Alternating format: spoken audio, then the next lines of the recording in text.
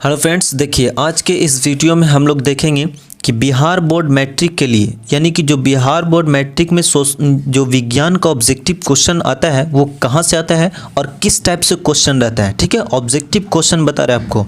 ये सेट 2 है, इसके लिए हम सेट 1 सेट 2 करके बताए हैं। इसमें 48 क्वेश्चन आपको बताने जा रहे हैं, जिसमें से 30 तो पक्का ही आना है, क्योंकि ऐसा ऐसा क्वेश्चन इसमें दिया हुआ है कि जो बोर्ड लेवल एग्जाम में पूछता है और एग्जाम में आना ही आना है।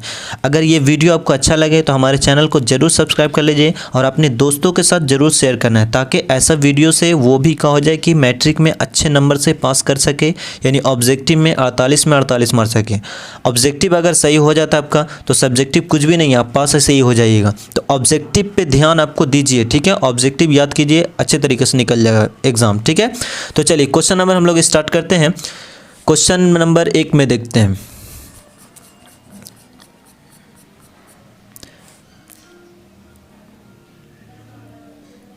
देखिए क्वेश्चन नंबर 1 में लिखा हुआ है, क्वेश्चन नंबर 1 में ये सेट 2 हम आपको बता रहे हैं, ठीक है। ये चीज़ ध्यान में रखना है। अगर सेट 1 सेट 2 नहीं देखे हैं तो जा करके सेट 3 सेट 4 नहीं देखे हैं तो इस वीडियो के डिस्क्रिप्शन बॉक्स में जाना या प्लेलिस्ट में जा करके आप देख सकते हैं। चलिए क्वेश्चन नंबर 1 में देखते हैं। जल्दी जल्दी इस को हम लोग को सॉल्व करना है। तो पहला कहता है कि परावर्तक सतह की सूक्ष्मदर्शीय जो संरचना यदि कहते समरूप न हो तो उसका कैसा परिवर्तन होगा। तो इसको विस्तृत परिवर्तन बोलते हैं। इसका सही आंसर हो जाएगा आपका सी, यानी ऑप्शन से हमको मतलब नहीं है, इसको डायरेक्ट आंसर याद रखना है कि विस्तृत परिवर्तन होगा। कैसा रहेगा? विस्तृत परिवर्तन। चलिए क्वेश्चन नंबर 2 में देखते हैं। कहता है विस्तृत परिवर्तन में परिवर्तन के नियम को पालन करता है तो होता है, पालन होता है या नहीं होता है? तो पालन होता है। विस्तृत परिवर्तन में जो है परिवर्तन के नियम का पालन होता है या नहीं होता है? तो इसका आंसर हो जाएगा आपका ए, यानी कि पालन होता है। चलिए क्वेश्चन नंबर 3 में लिखा हुआ है, क्या समतल दर्पण में बने प्रतिबिंब को पर्दे पर उतारा जा सकता है? तो देखिए समतल दर्पण में जो है बने प्रतिबिंब अगर बनेगा समतल दर्पण, उसको हम लोग नहीं उतार सकते। तो इसका सही आंसर हो जाएगा आपका नहीं, यानी कि बी आंसर हो जाएगा। चलिए क्वेश्चन नंबर हम लोग देखिए 4 में देखते हैं। क्वेश्चन नंबर 4 में लिखा हो, नेत्र के किस दोष को दूर करने के लिए अवतल लेंस का प्रयोग किया जाता है? यानी कि नेत्र के किस दोष को दूर करने के लिए अवतल लेंस का, तो निकट दृष्टि दोष को दूर करने के लिए अवतल लेंस का व्यवहार हम लोग करते हैं, यानी कि उपयोग करते हैं। इस टाइप से रह सकता है ऑब्जेक्टिव क्वेश्चन कि निकट दृष्टि दोष को दूर करने के लिए हम लोग किस लेंस का व्यवहार करते हैं? तो अवतल लेंस में। किस में लगाना टिक? अवतल लेंस में टिक लगाना है। चलिए क्वेश्चन नंबर 5 में देखिए लिखा हुआ है, आंख व्यवहार करता है उत्तल लेंस की तरह। आंख कैसा व्यवहार करता है? तो उत्तल लेंस की तरह, यानी कि दूर दूर की वस्तुओं को क्या करता है? देखता है, यानी उत्तल लेंस की तरह यह काम करता है। क्वेश्चन नंबर 6 में लिखा हुआ है कि कैमरे की तरह नेत्र में कहते हैं प्रवेश करते हुए प्रकाश की परिमाण को हम लोग नियंत्रित करता है। तो क्या नियंत्रित करता है? तो आइरिस करता है। कौन करता है?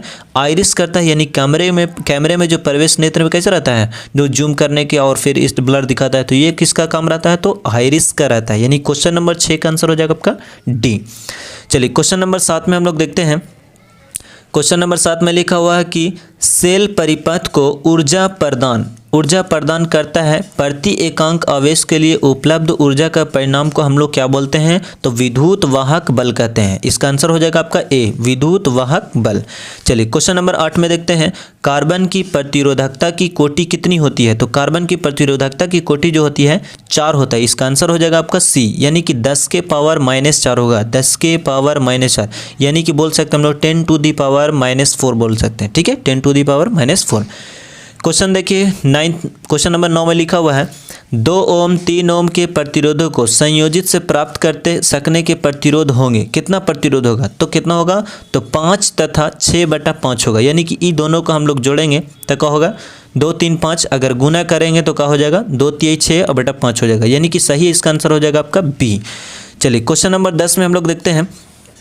क्वेश्चन नंबर 10 में लिखा था किसी चुंबकीय क्षेत्र, ठीक है, यानी कि इसमें बता रहा है कि किसी चुंबकीय क्षेत्र के एक धारावाही होता है एल्युमिनियम का छड़ रखा हो तो इसमें हम लोग क्या करते हैं कि लगते हुए बल की दिशा का होता है। तो मैक्सवेल के दक्षिण हस्त नियम से शो करता है, यानी इसका सही आंसर हो जाएगा आपका ए, यानी कि मैक्सवेल के दक्षिण हस्त नियम। चलिए क्वेश्चन नंबर 11 में देखते हैं। जल्दी जल्दी क्या करना है, इसको सॉल्व करना है और आपको ऑप्शन को सिर्फ ध्यान में रखना है। ऑप्शन ध्यान में रहेगा तो एग्ज़ाम में ऐसे ही टिक कर लीजिएगा और याद ज़रूर कर लीजिएगा। इस वीडियो को बार बार देखना है ताकि आपको अच्छे तरीके से याद हो जाए, ठीक है। तो चलिए देखते हैं 11 में क्या लिखा हूँ, विद्युत मोटर की शक्ति को बढ़ाने का सरल उपाय बताना है। इसमें क्या कहते हैं कि अगर हम लोग को विद्युत मोटर की शक्ति बढ़ाना है तो इसका सरल उपाय बताइए। तो सरल उपाय, सबसे अच्छा उपाय जो है आपका डी रहेगा, यानी तीनों उपायों को एक साथ करना। यानी तीनों उपाय का मतलब कि नाल चुंबक को प्रबल रखना, फिर उसके बाद आर्मेचर को क्या करना है कि प्लेटों की संख्या को बढ़ाना, फिर उसके बाद बड़ी धारा का प्रवाहित करना, तब जाकर के क्या हो सकता है कि विद्युत मोटर में जो है शक्ति बढ़ा सकता है। यानी कि तीनों उपायों को हम लोग क्या कर सकते हैं, एक साथ करेंगे तब जाके बढ़ेगा।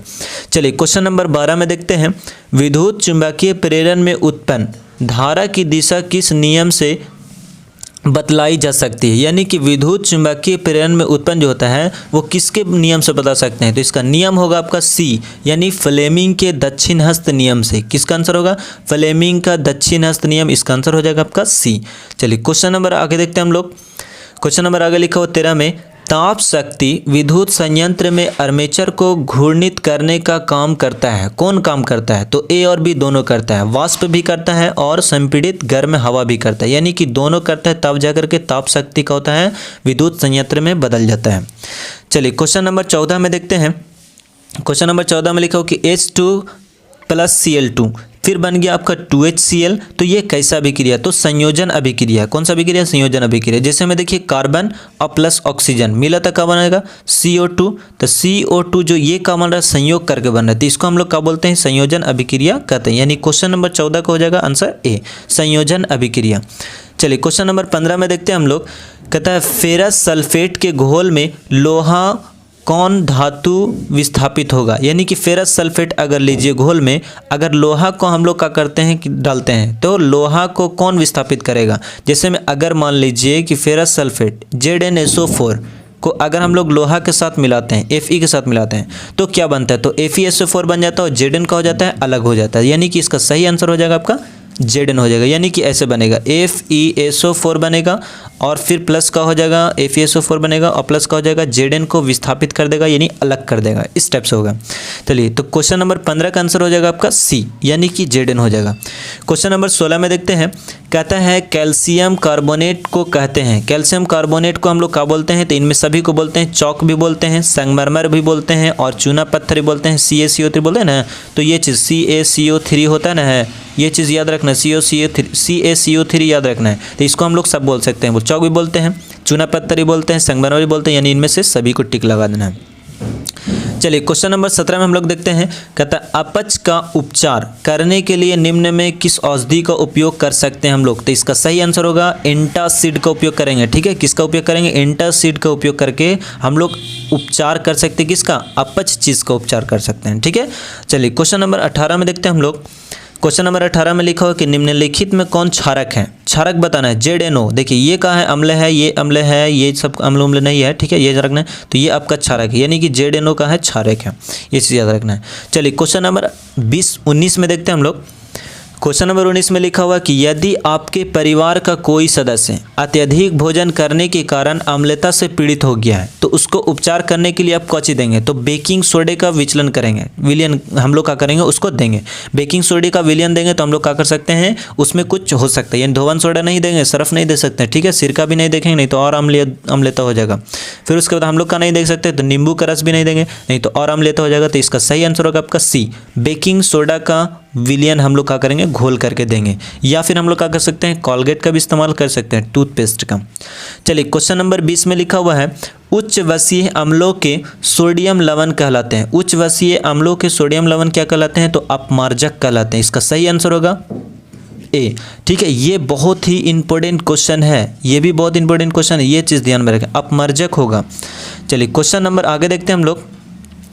क्वेश्चन नंबर 21 में लिखा हुआ है कि हेमाटाइट किस धातु का अयस्क है। ये बहुत इंपॉर्टेंट क्वेश्चन है। हेमाटाइट मैग्नेटाइट जो है किसका है, तो Fe का है। देन इसका सही आंसर हो जाएगा आपका डी हो जाएगा, Fe हो जाएगा। क्वेश्चन नंबर 22 में लिखा हुआ धातुओं के जोड़ने में प्रयुक्त गैस बताइए। धातुओं को कौन गैस जोड़ता है, तो इथाइन जोड़ता है। कौन सा आंसर हो जाएगा, तो सी हो जाएगा, यानी इथाइन।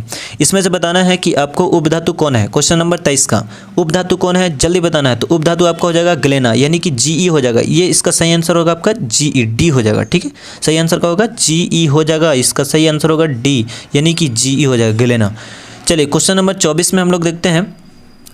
क्वेश्चन नंबर 24 में लिखा हुआ है कि ओलेइक सिटेरिक पॉमिटिम, ठीक है, ये अम्ल है। किसका अम्ल है? तो वसीय अम्ल है। जो ओलेरिक जो है और सिटेरिक अम्ल जो है ये सबका है वसीय अम्ल कहलाते हैं। क्वेश्चन नंबर 25 में लिखा हुआ है निम्नलिखित में मीथेन किसका उदाहरण है। मीथेन किसका उदाहरण है? तो ये बताना है कि किसका उदाहरण है, असंतृप्त का है या संतृप्त का है या फिर एंटासिड का है, किसका है। तो इसका सही आंसर हो जाएगा आपका ए हो जाएगा, यानी कि संतृप्त हाइड्रोकार्बन का उदाहरण है। चलिए क्वेश्चन नंबर 26 में देखते हैं।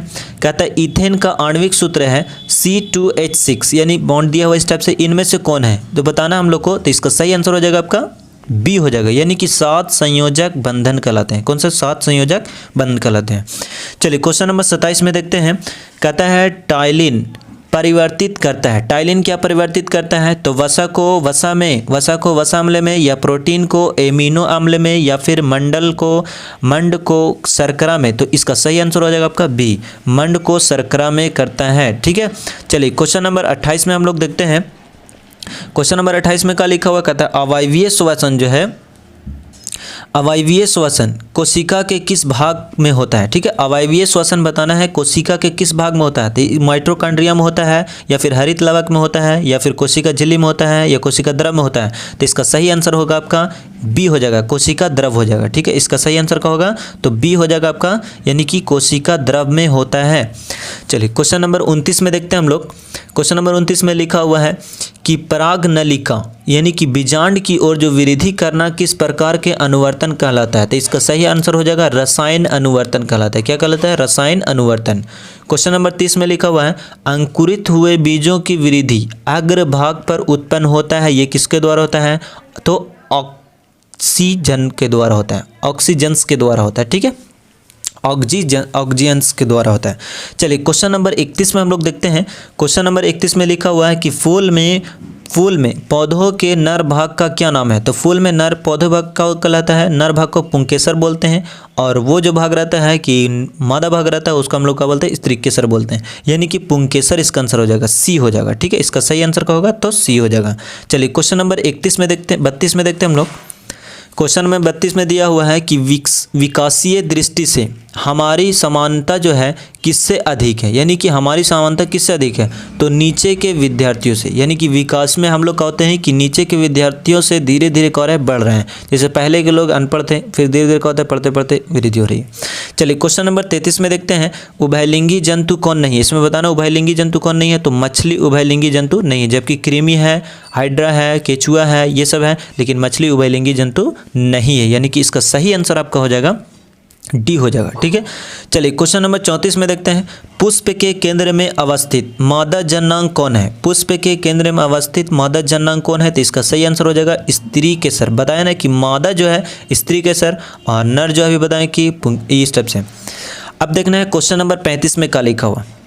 क्वेश्चन नंबर 35 में जो है निम्नलिखित में कौन एक आहार नाल की श्रृंखला है, यानी कि बताना है कि देखिए घास को मछली खा सकता है नहीं ना, मछली को मेढक खा सकता, लेकिन घास मछली खागी नहीं खागी। तो इसका सही आंसर ए नहीं होगा, गलत हो जाएगा ए। बी में देखिए शैवाल से घास खागा, तो इसका सही आंसर ये भी नहीं। गेहूं से आम हो सकता है, नहीं होगा। तो इसका देखिए घास से बकरी, और बकरी को कौन खागा? मनुष्य, और मनुष्य से फिर क्या हो जाएगा? शेर, यानी इस टाइप से आंसर होगा, यानी कि सी आंसर हो जाएगा। इसका सही आंसर क्या होगा? तो सही श्रृंखला जो है इसका सही आंसर हो जाएगा आपका सी। चलिए अगला क्वेश्चन हम लोग देखते हैं 36 का। क्वेश्चन नंबर 36 में लिखा हुआ है क्योटो प्रोटोकॉल क्योटो प्रोटोकॉल जो है किस गैस के उत्सर्जन के स्तर में कमी लाने के लिए लक्ष्य बनाया गया है। तो इसका सही आंसर हो जाएगा आपका B, carbon dioxide protocol. Kyoto protocol जो होता है कार्बन डाइऑक्साइड से संबंधित है। क्वेश्चन नंबर 37 में लिखा हुआ यकृत से निम्न में कौन सा रस निकलता है। तो पित्त रस निकलता है। कौन सा रस निकलता है? तो पित्त रस, यानी कि 37 का आंसर हो जाएगा आपका सी, पित्त रस हो जाएगा। ठीक है, पित्त रस। क्वेश्चन नंबर 38 में देखते हैं श्वसन की क्रिया में खाद्य पदार्थों का क्या है। तो श्वसन की क्रिया में खाद्य पदार्थों का क्या है? तो विघटन है, यानी इसका सही आंसर हो जाएगा आपका सी, 38 का आंसर हो जाएगा सी। चलिए क्वेश्चन नंबर 39 में देखते हैं अनुमस्तिष्क जो है किसके लिए उत्तरदायी है, किसके लिए है, तो संतुलन बनाए रखने के लिए उत्तरदायी है, ठीक है, उत्सर्जन के लिए और संतुलन बनाए रखने, दृष्टि के लिए नहीं, किसके लिए, संतुलन बनाए रखने के लिए। तो इसका सही आंसर हो जाएगा आपका ए। चलिए अगला क्वेश्चन देखते हैं, क्वेश्चन नंबर 40 में। क्वेश्चन नंबर 40 में लिखा हो कि समजात अंगों के उदाहरण है। तो देखिए उपरोक्त इनमें से सभी हो जाएगा। हमारे हाथ, फिर क्या होते हैं, देखिए हमारे दांत और हाथी के दांत दोनों सेम सेम टाइप का रहता है, अग्रवाल रहता है। फिर देखिए हमारा हाथ और कुत्ते का अग्रपाल, ये भी, और आलू एवं घास के भुस्तारी, यानी कि इनमें से सभी हो जाएगा। इसका सही आंसर होगा डी, यानी इनमें से सभी हो जाएगा। चलिए क्वेश्चन नंबर 41 में लिखा हुआ है निम्नलिखित में कौन धातु है। इसमें धातु बताना है तो Mg धातु है, ठीक है, कार्बन धातु नहीं है, ये नाइट्रोजन धातु नहीं है, गैस है, सल्फर भी देखिए धातु नहीं है, ये आपका क्या है, Mg मैग्नीशियम जो है धातु है, यानी इसका सही आंसर हो जाएगा आपका ए हो जाएगा। चलिए क्वेश्चन नंबर 42 में देखिए निम्नलिखित में कौन योगशील अभिक्रियाएं प्रदर्शित करता है। तो इसका सही आंसर बताया था कि एल्किन होता है, तो इसका सही आंसर हो जाएगा आपका एल्किन।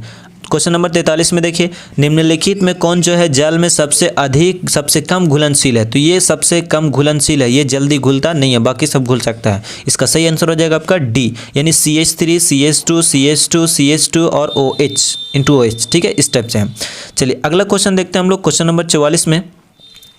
क्वेश्चन नंबर 44 में लिखा हुआ कि एल्काइल मूलक का सूत्र बताना है। एल्काइल को हम लोग क्या बोलते हैं, तो एल्काइल का होता है CnH2n+1, एल्किन का होता है CnH2n होता है, इस टाइप से होता है। तो एल्काइल का जो सूत्र होता है क्या होता है, CnH2n+1 होता है, ये चीज़ याद रखना है, ये BBI क्वेश्चन, इंपॉर्टेंट क्वेश्चन है।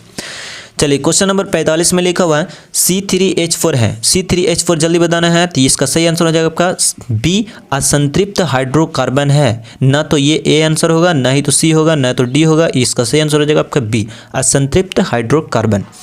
चलिए क्वेश्चन नंबर 46 में हम लोग देखते हैं। क्वेश्चन नंबर 46 में लिखा हुआ इथाइन के बहुलीकरण से बनता है। इथाइन के बहुलीकरण से क्या बनता है, तो बेंजीन बनता है। क्या बनता है, तो बेंजीन बनता है, ठीक है, याद रखना है बेंजीन। चलिए क्वेश्चन नंबर 47 में देखिए न्यूलैंड का अष्टक नियम किस तत्व तक प्रभावी है, ठीक है, किस तत्व तक प्रभावित है, तो कैल्शियम तक। ये कहा है न्यूलैंड्स का अष्टक नियम जो दिए थे किस तत्व तक प्रभावित है, तो कैल्शियम तक प्रभावित है, यानी कि इसका सही आंसर हो जाएगा आपका ए। चलिए क्वेश्चन नंबर 48 में लिखा हुआ है आवर्त सारणी के चौथे आवर्त में तत्वों की संख्या कितना है, तो इसका सही आंसर हो जाएगा 18 है, 8 नहीं है, ना ही तो 32 है, और ना ही तो क्या है 2 है, तो इसका सही आंसर हो जाएगा आपका ए, यानी बी हो जाएगा, ठीक है, बी होगा, यानी 18 हो जाएगा। चलिए इसके बाद आपका क्वेश्चन नहीं है, यानी क्वेश्चन 48 ही तक का था। अब इस वीडियो को क्या करना है, ज़्यादा से ज़्यादा शेयर करना, हमारे चैनल को जरूर सब्सक्राइब करना है, ताकि ऐसा वीडियो आपको मिलते रहे। और एग्ज़ाम की तैयारी हम आपको कराते ही रहेंगे, टेंशन नहीं लेना है। आप एग्ज़ाम में अच्छे नंबर ला सकते हैं, मेरे ट्यूशन से पढ़ के जब अच्छे नंबर ला सकते हैं, तो आप ये सब ऑब्जेक्टिव याद करके क्यों नहीं ला सकते हैं। तो चलिए यहीं तक, बाकी के अगले वीडियो में देखेंगे। Thank you so much.